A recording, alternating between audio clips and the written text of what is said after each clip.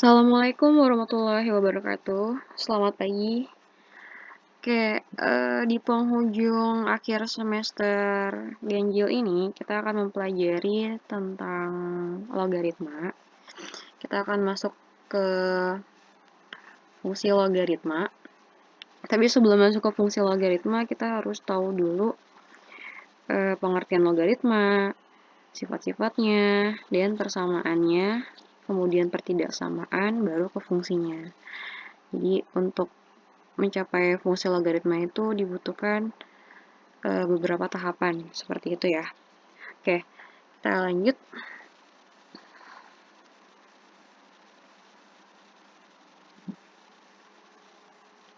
Apa yang akan kita pelajari hari ini?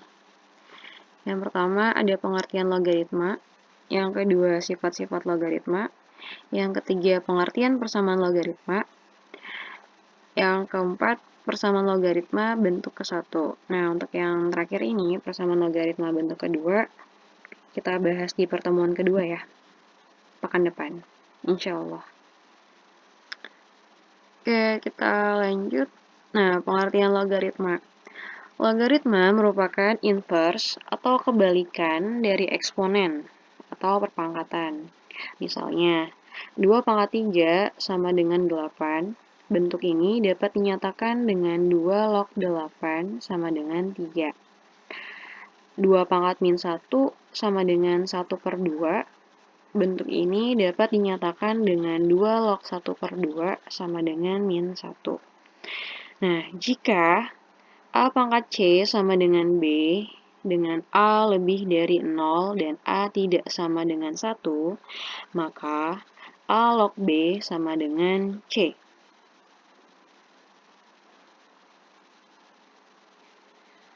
Kalau kalian perhatikan, di sini ada 2 pangkat 3 sama dengan 8. Kalau kita lihat sesuai dengan yang ada di kotak ini nih, berarti 2-nya itu adalah si A, 3-nya itu adalah si C, dan 8-nya itu adalah si B.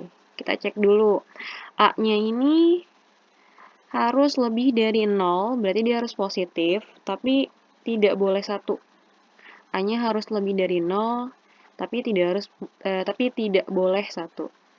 Nah, kalau kita lihat di sini A-nya itu adalah 2. 2 itu berarti lebih dari 0 ya. 2 lebih dari 0 dan 2 di sini tidak sama dengan 1. Maka bisa. Jadi kita tulis seperti ini. Kita tulis A log B sama dengan C.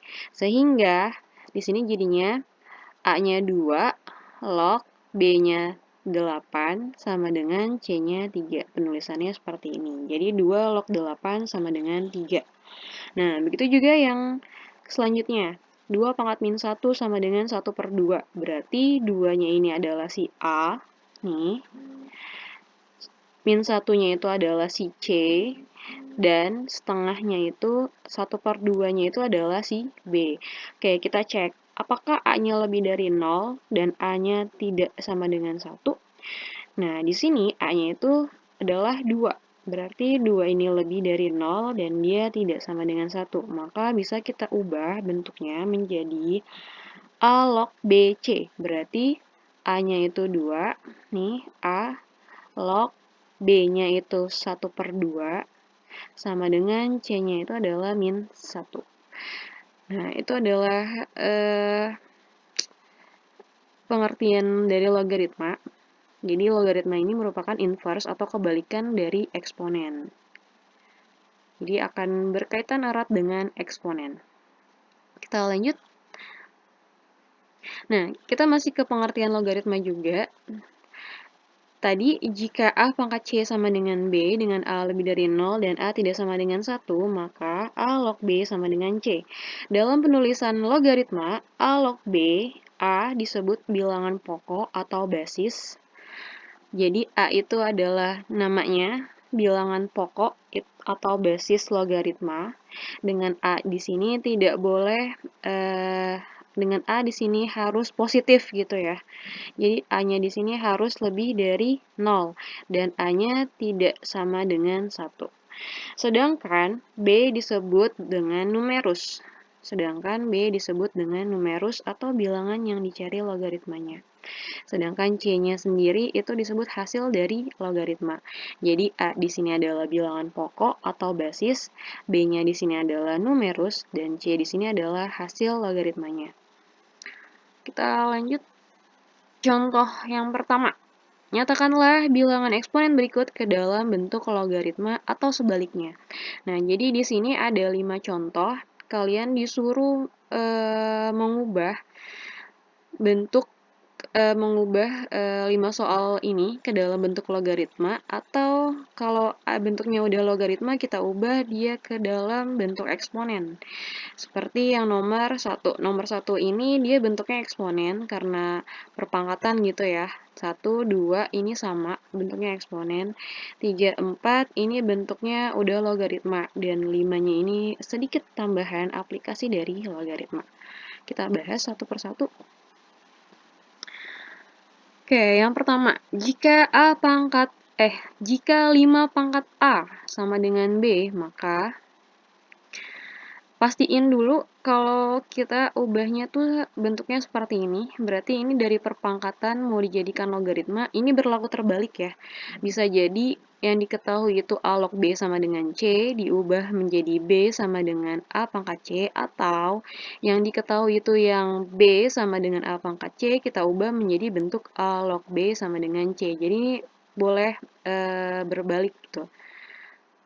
Sama dengan gitu ya. Jadi boleh diubah kanan ke kiri, kiri ke kanan, itu sama aja.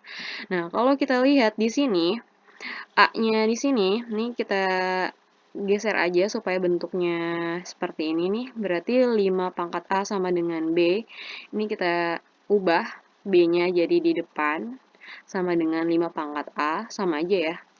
Nih kita lihat di sini supaya bentuknya sama seperti ini supaya kamu nggak bingung. Nah, B di sini tetap B. Oke. A-nya di sini adalah 5 gitu ya. A-nya di sini adalah 5 dan C-nya di sini adalah A. Saya ulang. B-nya tetap B. Kemudian A-nya di sini adalah 5 dan C-nya adalah A. Nah, berarti kalau kita ubah bentuknya menjadi seperti ini, berarti A log B sama dengan C. A-nya itu adalah si 5. A-nya itu adalah si 5, B-nya tetap B, dan C-nya itu adalah si A. Karena B sama dengan A pangkat C, berarti B-nya tetap B, A-nya 5, C-nya itu adalah si A. Ini kebetulan sama ya variabelnya seperti contoh. Ya nggak apa-apa. Berarti jawabannya adalah ini dia. 5 log B sama dengan A, karena kita mengubah dari bentuk perpangkatan menjadi bentuk logaritma.